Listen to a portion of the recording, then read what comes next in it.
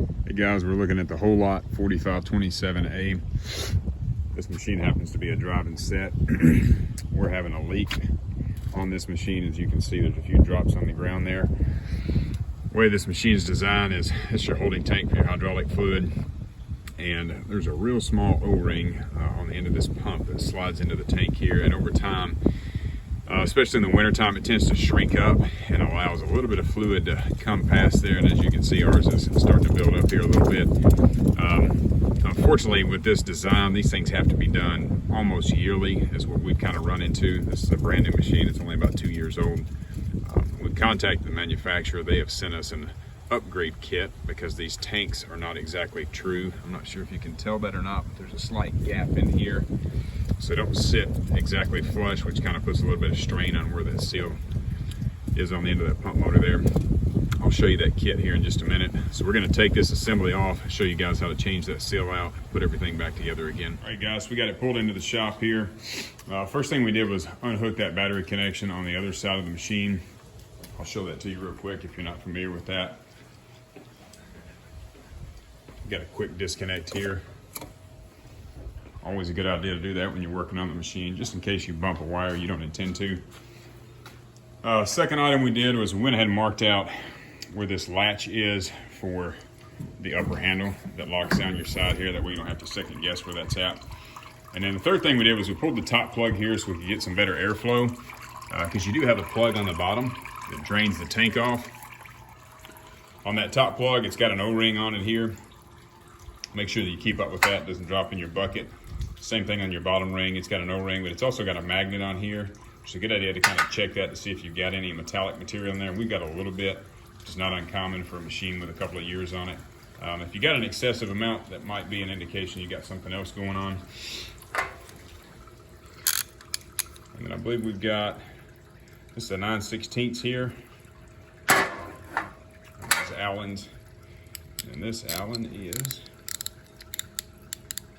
5/16, and that's your bottom plug. So top plug, bottom plug. We're gonna let that drain out. We are using a 3-gallon bucket, which is roughly the amount of material that's in that tank. Next step we're gonna do is we're gonna pull this top hose here, let that drain off. And then we're gonna unbolt this machine from the bottom. You've got 3 here.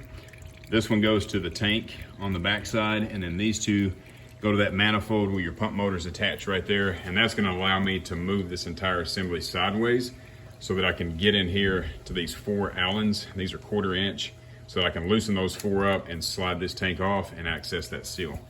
That is the fastest way to do this, is to take those 3 bolts out and move this entire unit. So we got the 3 tank bolts pulled out of the bottom. And that's these guys right here. The one on the tank is a bolt, lock nut, and kind of a spacer washer there. It's pretty thick. And then these are the 2 bolts that went in the bottom of that pump motor here.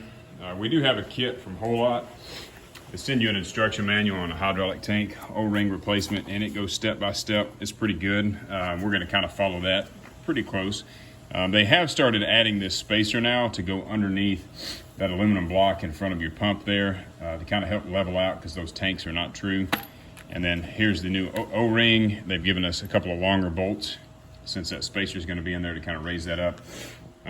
Once you got those 3 bolts out of there, I'll put the bottom plug back in the tank, and that keeps it from dripping all over the place when I'm trying to work on it.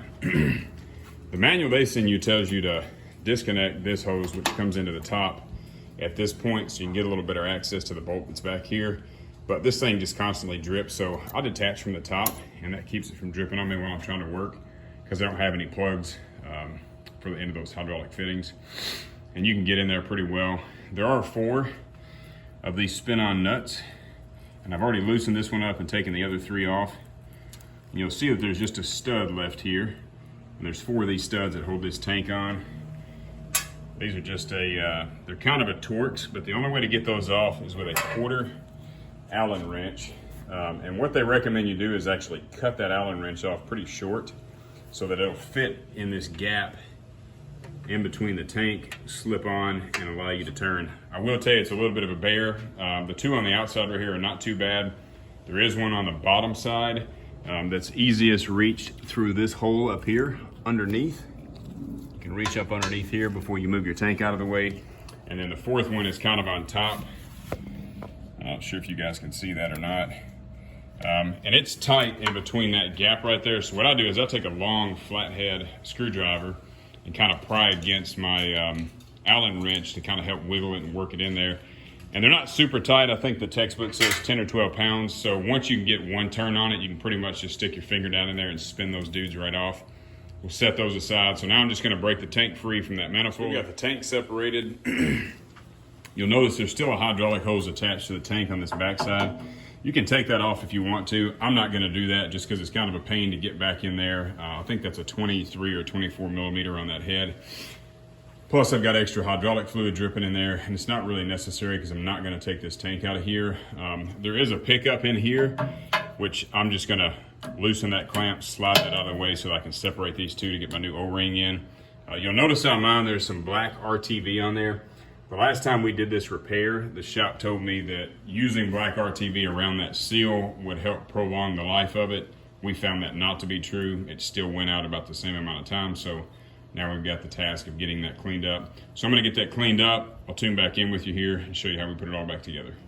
All right, guys, we had to go ahead and pull that tank off. That RTV proved to be quite a bear to get cleaned up in there. We took a wire wheel and just kind of lightly went around that. Careful not to mar any of that steel or aluminum. Got all the debris cleaned off. We went ahead and flushed the tank out, got it dry, got it clean, got everything prepped and ready to go.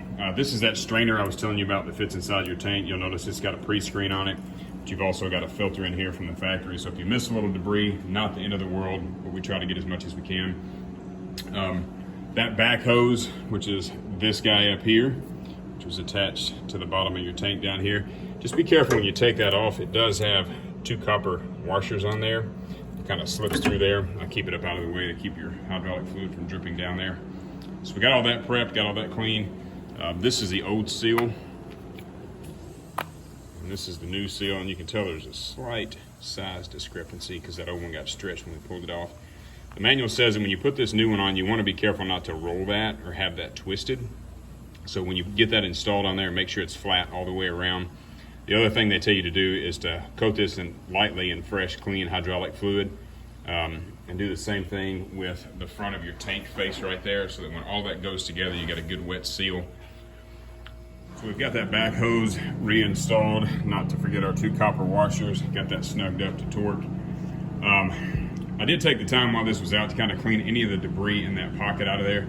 We are going to pull this machine out, degrease it, wash it down really good, and then check it for leaks tomorrow just to make sure everything is sealed up properly. I also take the time while it's out to kind of reach back in there. Some of those hydraulic hoses can be difficult to reach from the front side.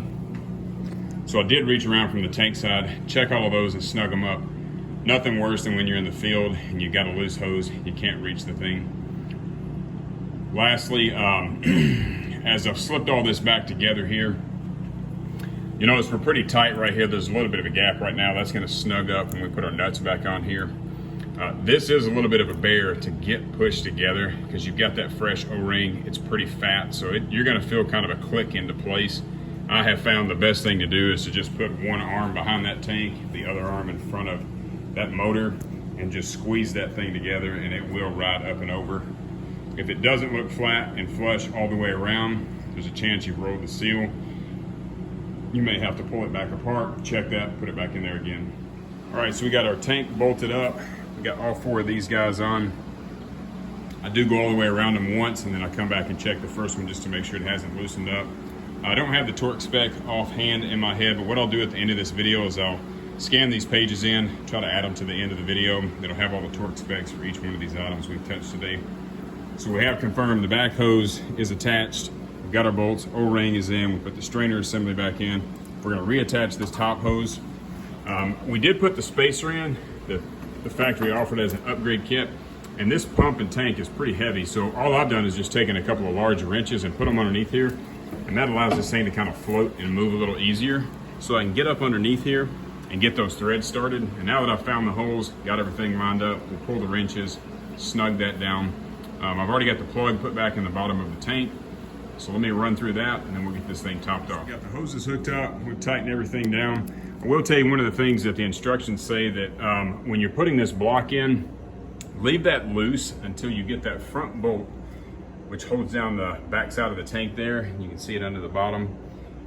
You can see right now ours is floating a little bit. So what they want you to do is to set that block, get that snug, and then come back here to the back of the tank and measure that distance between that bracket and the yellow deck here, and then match up your washers so that when you tighten that down, you're not inadvertently pulling the tank down at the back, which is going to stress on that seal at the front. So you want to get that as perfectly level as you can without putting any extra tension on there. So once you get your stack, loosen your 2 front bolts back up, come back here, snug down the rear, snug down the front, and shouldn't be any tension on that new O-ring there. So we've got everything locked in, we've got everything cleaned up. One of the things that I do whenever I don't have to replace fluid is I strain it. So this fluid hasn't been in here this long because we had some service work done a while back and they had to pull the tank. You'll notice we drained that into a 3-gallon bucket, and you can see a little bit of debris in there at the bottom. What I do is I transfer over to a 5-gallon bucket with a real fine mesh, kind of a paint strainer deal, and then we've got a bucket with a hydraulic lid on it, or one of these guys here. So we'll strain that, put it in the second bucket. That's been sitting probably 2 hours, so the heavy stuff stayed in the white bucket. We'll pour it back in here. Again, I said that thing's got a strainer and it's got a filter on top there. If your fluid's not that old, nothing wrong with reusing it.